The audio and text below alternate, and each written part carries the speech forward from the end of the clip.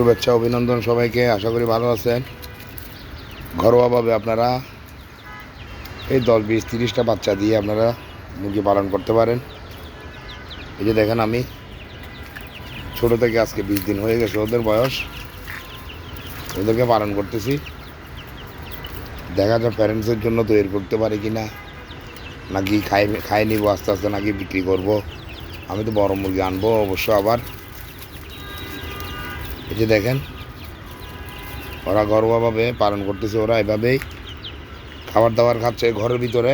3 বেলা বন্ধ করে দিচ্ছি।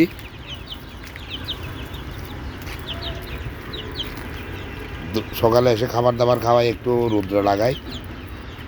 আবার দুপুরে একটু খাবার দাবার দিয়ে রৌদ্রে লাগাই, ঘরের মধ্যে বন্ধ করে দিই।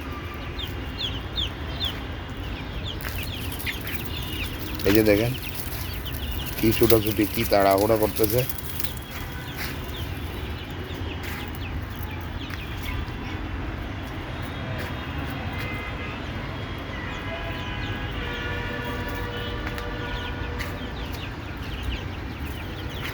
আপনারা ইচ্ছে করলে 20-30টা দিয়ে শুরু করতে পারেন। এই যে দেখেন, ঘরোয়া এখানে ভাতও দেওয়া হয়েছে। ভাত কিন্তু ওরা খাচ্ছে না এখনো। ওদেরকে স্টার্টার ফিড খাওয়াচ্ছি, স্টার্টার ফিড খাওয়াই বড় করতেছি। এভাবেই চলতেছে। একটু পরে লাইট জ্বালাই দিব এটাতে, ঘরে লাইট জ্বালাই দিয়ে ওদেরকে এই ঘরে খাবার দিয়ে বন্দি করে দিব। আবার কালকে সকালে ওদেরকে খুব ছেড়ে দিব। এই 1 ঘন্টা সকালে ছাড়বো, দুপুর 1 ঘন্টা, এই বিকেলে 1 ঘন্টা, এভাবে করে 3 ঘন্টা ছেড়ে দেয় বাইরে। আর পুরো দিন ঘরে বন্দি থাকে।